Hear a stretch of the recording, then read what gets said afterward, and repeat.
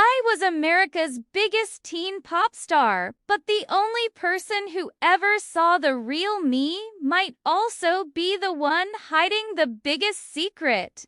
I was halfway down the hallway when someone shoved a phone in my face. Oh my God! Sasha, you have to see this. Your song just hit #1 again.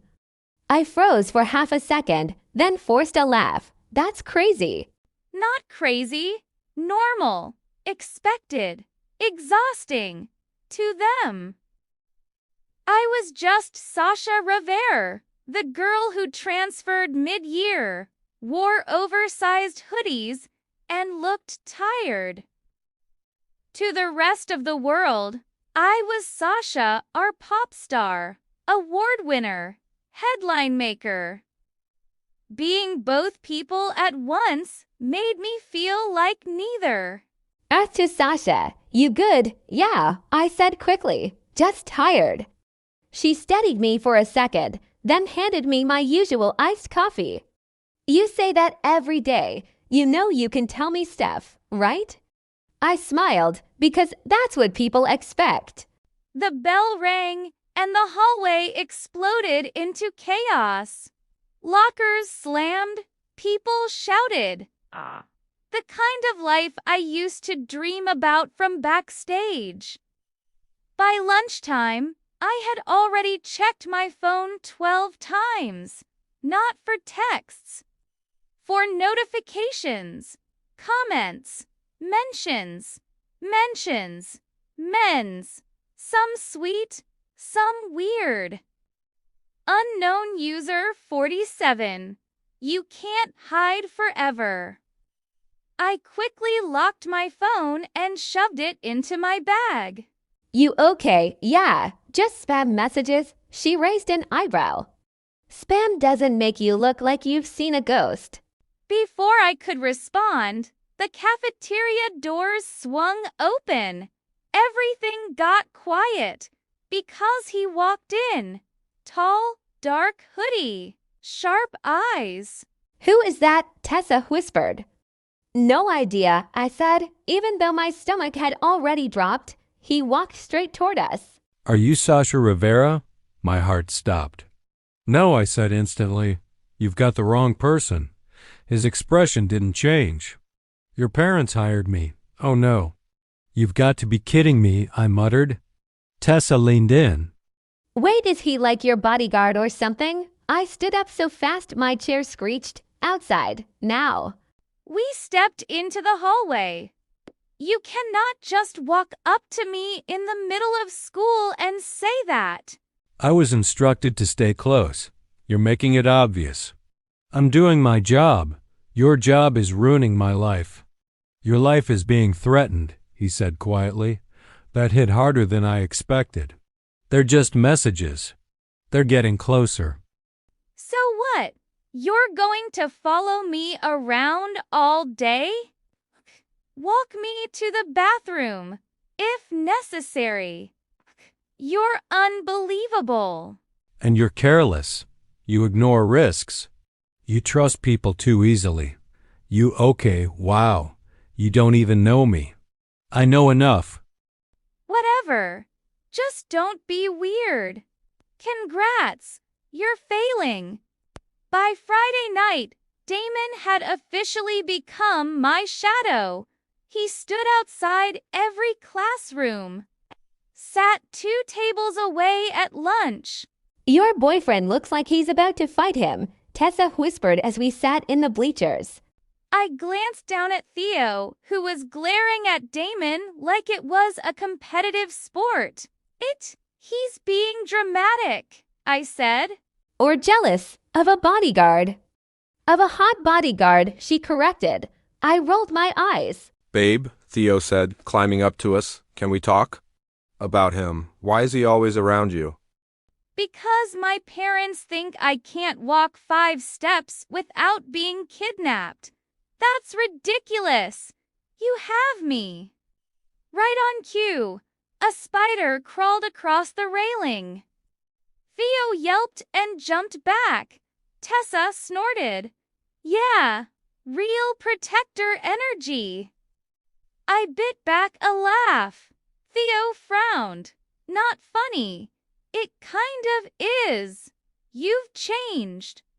No, I just stopped pretending. Time to go. I'm watching the game, I snapped. You've been here long enough, or what? He didn't answer. He just looked past me. Turned and saw a guy in a hoodie near the fence, staring at me. The guy slowly raised his phone. Flash a picture. Then he turned and disappeared into the crowd. Okay, maybe we can go. Damon didn't say I told you so. He just guided me down the bleachers. Safe, and for the first time, I hated how much I needed that. The library was quiet the next afternoon. Too quiet. Study session, Tessa said. No distractions. Define distractions, I muttered. He's still here. He's always here. Creepy. Tell me about it. We settled in. Books open. Phones face down. Sasha. Damon's voice cut through the silence. I looked up. His eyes were locked on something behind me. Sasha, move. I turned and saw the bookshelf tipping. Everything slowed. Books sliding. Wood creaking. My breath catching. Then a force slammed into me, knocking me sideways. I hit the ground hard. A deafening crash filled the room. For a second, I couldn't hear anything. Then I saw him, under the bookshelf, not moving. Damon, I whispered. No response. My heart dropped into my stomach. Damon! Damon! My voice cracked so loud it echoed through the library. People were shouting, chairs scraping, someone calling for help, but all I could see was him. The bookshelf was half collapsed over his body. Books scattered everywhere like it didn't matter that he was underneath them. I scrambled to my knees, my hands shaking as I tried to push the wood off him. Someone help me. A couple of guys rushed over and lifted the shelf enough for me to pull him free. His head lolled slightly, his eyes closed. Damon, hey! Hey! Open your eyes! I whispered, my voice trembling. Nothing. No, no, no. I pressed my hand to his cheek. You don't get to do this. You hear me? You don't get to. He's breathing, someone said behind me. But it didn't make me feel better. Because he wasn't waking up? The hospital smelled like everything I hated. Sterile, quiet, and full of waiting. Sat in a stiff chair, staring at my phone without seeing anything. Messages flooded in. Theo heard what happened. You okay? Fans, we love you, Sasha. Known user 47. That was just a warning. My chest tightened. I locked my phone and shoved it into my bag. You should go home, my mom said gently, sitting beside me. I'm not leaving, honey. I said, I'm not leaving. She sighed, squeezing my hand. Okay. Hours passed. Then more. When the doctor finally came out, I stood so fast I almost tripped. Is he okay? He's going to be fine, the doctor said. A mild concussion, some bruising. He'll need rest. Relief hit me so hard my knees felt weak. Can I see him? Just for a few minutes. I didn't wait. I rushed inside. He looked different. Pale. Still. too still. I pulled a chair close and sat down, staring at him like if I looked away, something would happen. "You're such an idiot," I muttered softly. "Who told you to be a hero?" Silence. I swallowed, blinking fast. "You're not allowed to scare me like that, okay?" Still nothing. My voice dropped to a whisper. I meant what I said before. Don't need someone watching me every second. I hesitated, but, Tote, I think I need you. The words felt strange coming out. Honest, raw, and I don't even know why, I added, letting out a small shaky laugh. "You're annoying and bossy. And you never smile." A tear slipped down before I could stop it. "But when you're around, I feel safe." His fingers twitched. I froze. "Damon." His eyes slowly opened, unfocused at first, then landing on me. "You talk too much," he rasped. A laugh burst out of me before I could stop it. "Oh my God, you're awake." "I was enjoying the compliments," he murmured. I wiped my face quickly. "Don't get used to it."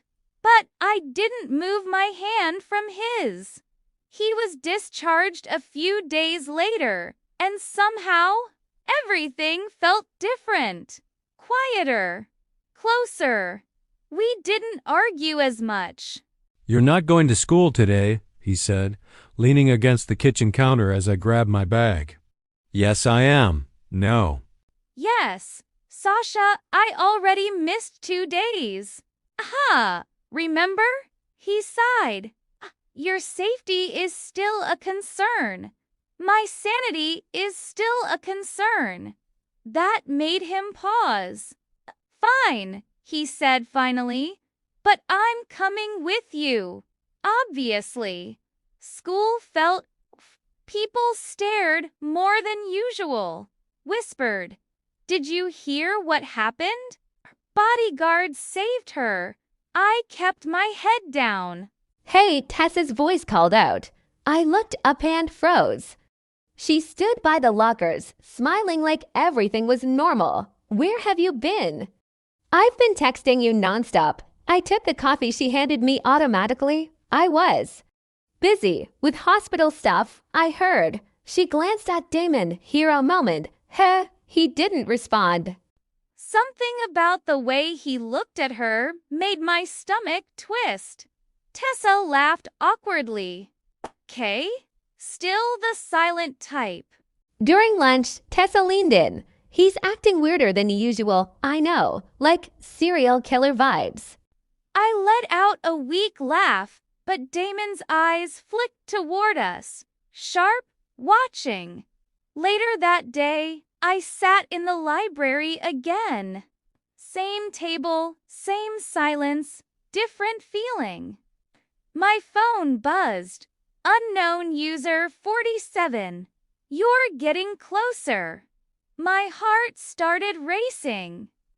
"What does that mean?" I whispered. "Sasha." Damon's voice came from behind me. I turned. His expression was serious. "Don't drink that," I blinked. "What?" He stepped forward and knocked the coffee out of my hand. It hit the floor, spilling everywhere. "Hey, what are you?" "Don't," he said sharply. Tessa stood up. "What is wrong with you?" Before I could react, a police officer stepped into the room. Everything went quiet. Damon didn't look at me. He looked at her. "Tessa," he said calmly, "you're under investigation." I felt like the ground disappeared beneath me. "What?" I laughed nervously. "Okay, not funny." The officer moved closer. Tessa's smile faltered. "Sasha, tell him to stop." "I've been tracking the threats," he said quietly. "They weren't random. They were coming from someone close. I saw her in the library that day," he continued, "near the back exit, right before the shelf fell." I turned to Tessa. She didn't deny it. Her expression changed, cold. You weren't supposed to find out, she muttered. You have everything, she snapped. Everything. And you still act like it's not enough. I was your friend. I was trying to protect you from what? Your perfect life. It's not perfect. She laughed bitterly. Yeah, looks real tough from where I'm standing. The officer stepped forward, placing a hand on her arm. Wait, I whispered. Sasha, she said softly, her voice breaking for just a second. I just wanted your life. Then she was gone. The silence after felt louder than anything. I stood there, frozen. Damon stepped closer. Are you okay? I let out a shaky laugh. Yeah, my best friend just tried to kill me. Great day. He didn't say anything. He just pulled me into a hug.